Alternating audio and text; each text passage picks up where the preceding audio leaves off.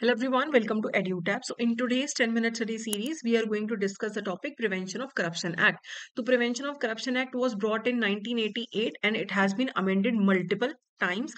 ये स्टैट्यूट का main purpose है कि जो पब्लिक सर्वेंट्स हैं उनमें करप्शन को कम किया जा सके. तो पब्लिक सर्वेंट्स होते कौन है?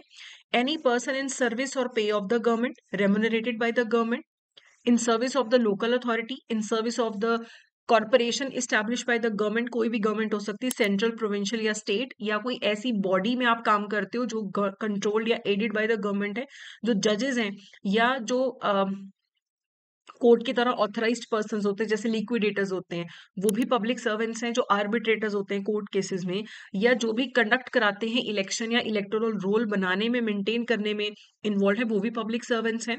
अगर आप ऐसी कोऑपरेटिव सोसाइटी में ऑफिस बेरर हो जो कि कोऑपरेटिव सोसाइटी रजिस्टर्ड है और जिसको फाइनेंशियल एड गवर्नमेंट से मिलती हो, जो एग्जाम्स कराने वाले सर्विस कमीशन या बोर्ड हैं या सिलेक्शन कमेटी के मेंबर्स हैं, चेयरमैन हैं, इम्प्लॉयज हैं, वो भी सारे पब्लिक सर्वेंट हैं. जो यूनिवर्सिटीज या पब्लिक अथॉरिटीज एग्जाम्स कराती हैं, जो वाइस चांसलर्स हैं उनके गवर्निंग बॉडी मेंबर्स हैं, प्रोफेसर्स हैं, लेक्चरर्स हैं, ये भी सारे पब्लिक सर्वेंट्स हैं. और ऐसा कोई भी इंस्टीट्यूशन जिसे गवर्नमेंट से फाइनेंशियल असिस्टेंस मिलती है, उसके जो एम्प्लॉयज या ऑफिस बेयरर्स हैं, वो भी सारे पब्लिक सर्वेंट की कैटेगरी में फॉल करते हैं. ठीक है. तो अनड्यू एडवांटेज का इस एक्ट के अंदर मतलब होता है, अगर आप अपने लीगल रेम्यूनरेशन के अलावा कोई ग्रेटिफिकेशन लेते हो, यानी कि आप बाहर से कोई पैसा या कोई बेनिफिट ले रहे हो, सिर्फ मॉनेटरी बात नहीं, सिर्फ रिश्वत लेना पैसे में अनड्यू एडवांटेज नहीं है. आप अपनी लीगल रेम्यूनरेशन के अलावा कोई पैसा लेते हो या आपको कोई फेवर देता है आपसे कोई काम निकलवाने के लिए, तो वो अनड्यू एडवांटेज ले रहे हो आप अपनी जॉब का, कि आपको तो अपनी नौकरी करने के लिए वो 60-70 हजार मिलता है, वही आपको लेना है, उसके अलावा आप कोई मॉनेटरी, नॉन मॉनेटरी बेनिफिट लेते हो, वो अनड्यू एडवांटेज की कैटेगरी में फॉल होता है. इस एक्ट में स्पेशल जजेस का अपॉइंटमेंट होता है by the central and state government. ठीक है. तो सेंट्रल और स्टेट गवर्नमेंट स्पेशल जजेस को अपॉइंट करते हैं प्रिवेंशन ऑफ करप्शन एक्ट के केसेस को हैंडल करने के लिए, और इनका अपॉइंटमेंट ऑफिशियल गजट में नोटिफिकेशन के थ्रू होता है. स्पेशल जजेस का स्पेसिफिक एरिया, स्पेसिफिक केसेस होते हैं डील करने के लिए, और स्पेशल जजेस जो हैं प्रिवेंशन ऑफ करप्शन एक्ट के जो ऑफेंसेस हैं उनको ट्राई करते हैं. और अगर कोई इवन कॉन्स्पिरेंसी अटेम्प्ट या अबेटमेंट भी करता है ऑफेंसेस का, उसे भी ये ट्राई करते हैं. क्वालिफिकेशंस क्या हैं? जो सेशन जज रह चुके हों या हो, एडिशनल सेशन जज, असिस्टेंट सेशन जज under the code of criminal procedure, ये सभी स्पेशल जजेस अपॉइंट हो सकते हैं. ठीक है. अगर एक पार्टी रिक्वेस्ट करे कि मेरा जो केस है वो आप स्पेशल जज से किसी और हाई कोर्ट में ट्रांसफर कर दो, तो प्रिवेंशन ऑफ करप्शन एक्ट तो इसके बारे में कुछ नहीं बोलता. लेकिन एक Gopal Krishnan versus inspector of police case हुआ था मद्रास हाई कोर्ट में, जिसमें सुप्रीम कोर्ट ने ये बोला था कि जो स्पेशल जजेस के केसेस हैं वो हाई कोर्ट में ट्रांसफर नहीं हो सकते हैं. स्पेशल जजेस के जो केसेस है वो दूसरे स्पेशल जज के पास ही ट्रांसफर हो सकते हैं. अब इस एक्ट के अंदर अलग अलग टाइप के ऑफेंसेस के लिए अलग अलग टाइप का पनिशमेंट है. आप चाहे तो इसका स्क्रीनशॉट भी ले सकते हैं कि अगर पब्लिक सर्वेंट ब्राइब्ड होता है तो 3 से 7 साल की सजा, इम्प्रिजनमेंट. तो ज्यादातर आप देखिए 3 से 7 साल की सजा ही है, मैक्सिमम सजा 7 साल की ही है. Influencing public servant by corrupt और इलीगल मीन्स 3 से 7 साल की सजा. Giving promising undue advantage up to 7 years and fine. Bribing a public servant by a commercial organisation, commercial organisation पे फाइन लगेगा, और कमर्शियल ऑर्गेनाइजेशन के जो लोग होंगे उन पे फाइन प्लस 3 से 7 साल की सजा.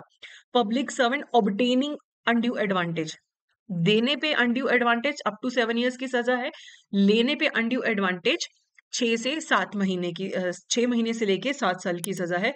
Punishment for abetment of offences में भी 3 से 7 साल की सजा है, और फाइन तो हमेशा लगता ही लगता है. ओके. अब क्रिमिनल मिसकंडक्ट का क्या मतलब है? अगर आप मिसयूज करते हो या कन्वर्ट करते हो प्रॉपर्टी को जो आपको पब्लिक सर्वेंट को दी गई है, आप अपने पर्सनल यूज के लिए यूज कर रहे हो, आपको कोई चीज मिल रही है अपनी ड्यूटी करने के लिए, आप अपने पर्सनल यूज के लिए यूज कर रहे हो, या अपने ऑफिस में रहते हो अपना पर्सनल इलीगली फायदा कर रहे हो, तो आपको बोला जाता है कि आप क्रिमिनल मिसकंडक्ट में इन्वॉल्व हो, और 4 से 10 साल की सजा हो सकती है. तो क्रिमिनल मिसकंडक्ट में 4 से 10 साल की सजा और एडिशनल फाइन भी लग रहा है. इस एक्ट में हैबिचुअल ऑफेंडर उसे बोला जाता है जो एक ऑफेंस के अंदर कमिट हो गया under prevention of corruption act, फिर वो सेम टाइप का दोबारा से ऐड करता है कि हैबिचुअल ऑफेंडर है, उसे 5 से 10 साल की सजा हो सकती है और एडिशनल फाइन भी पे करना पड़ सकता है. ठीक है. अगर कोई अटेम्प्ट भी करता है ऑफेंस करने का, तो वो भी पनिशेबल है, 2 से 5 साल की सजा हो सकती है और फाइन भी एडिशनली लग सकता है. ठीक है। अब फाइन कितना लगेगा ये कोर्ट डिटर्मिन करते हैं, जो वैल्यू ऑफ प्रॉपर्टी या अमाउंट इन्वॉल्व है उसके बेसिस पे फाइन डिफाइन होता है। ठीक है, जो आपने गड़बड़ करके पैसा कमाया उससे नहीं आप फाइन चुकाओगे, आपको एक्स्ट्रा फाइन पे करना पड़ता है। ठीक है, अब कौन से ऑथराइज्ड हैं इन्वेस्टिगेट करने के लिए इन केसेस को? तो ऑथराइज इन्वेस्टिगेटर्स कौन है? Delhi special police establishment act में इंस्पेक्टर ऑफ पुलिस या उससे हायर पर्सन, मेट्रोपॉलिटन एरियाज जैसे बॉम्बे, मद्रास, कलकत्ता, अहमदाबाद या जो नोटिफाइड एरियाज है मेट्रोपॉलिटन, वहां पे कम से कम असिस्टेंट कमिश्नर ऑफ पुलिस या हायर लेवल का पर्सन इन्वेस्टिगेट करेगा। बाकी सारी जगहों पे डीएसपी या उसके इक्विवेलेंट या हायर रैंक का person prevention of corruption act prevention of corruption act के केसेस को हैंडल कर सकता है। और जो ऑथराइज इन्वेस्टिगेटर्स हैं वो बिना वारंट के इन्वेस्टिगेट भी कर सकते हैं और अरेस्ट भी कर सकते हैं। Special condition for public servants है, अगर आप किसी पब्लिक सर्वेंट को इन्वेस्टिगेट कर रहे हो फॉर इलिसिट एनरिचमेंट, तो उसमें it will require approval from a police officer of at least superintendent rank. अगर आप पब्लिक सर्वेंट को इलिसिट इनरिचमेंट के लिए इन्वेस्टिगेशन कर रहे हो तो कम से कम सुपरिटेंडेंट रैंक के पुलिस ऑफिसर का आपको अप्रूवल लेना पड़ेगा। ठीक है, और पब्लिक सर्वेंट के अगेंस्ट इंक्वायरी या इन्वेस्टिगेशन में अगर यूनियन गवर्नमेंट का एम्प्लॉय है तो यूनियन गवर्नमेंट का अप्रूवल, स्टेट गवर्नमेंट का एम्प्लॉय है तो स्टेट गवर्नमेंट का अप्रूवल, और अदर पब्लिक सर्वेंट्स में जो उन्हें अपॉइंट या रिमूव करती हैं authorities, approval from the authority competent to remove, जो उस पर्सन को रिमूव कर सकती है अथॉरिटी, उससे आपको परमिशन लेना पड़ता है। लेकिन ऑन द स्पॉट जो अरेस्ट होते हैं, जब कोई अनड्यू एडवांटेज ले रहा हो तो उस टाइम पे अटेम्प्ट कर रहा हो, ऑन द स्पॉट अरेस्ट में किसी का अप्रूवल लेने की जरूरत नहीं है। अगर आप अप्रूवल लेने की कोशिश करते हो तो सामने वाली पार्टी को 3 महीने में अप्रूवल देना है, या फिर मैक्सिमम 1 महीना का एक्सटेंशन ले सकते हैं विद रिटर्न रीजंस कि क्यों इतना टाइम लग रहा है अप्रूवल देने में या फिर डिसाइड करने में। ओके, अब अपील एंड रिवीजन की अगर हम बात करें तो जुरिस्डिक्शन कहाँ पे है? अगर जो स्पेशल जज ने आपका केस ट्राई किया तो उसका रिवीजन या अपील कहाँ पे होगा? अपील फिर हाई कोर्ट में हो सकता है, केस ट्रांसफर नहीं होता है, अपील हाई कोर्ट में होती है। तो हाई कोर्ट के पास पावर्स है अपील को एक्सेप्ट करने की। ठीक है, और जो स्पेशल जज ने जो भी अपना ऑर्डर दिया है वो ये माना जाएगा जैसे कि कोर्ट ऑफ सेशंस ने वो ऑर्डर पास किया हो। ठीक है, तो कौन से वाले हाई कोर्ट में जाओगे?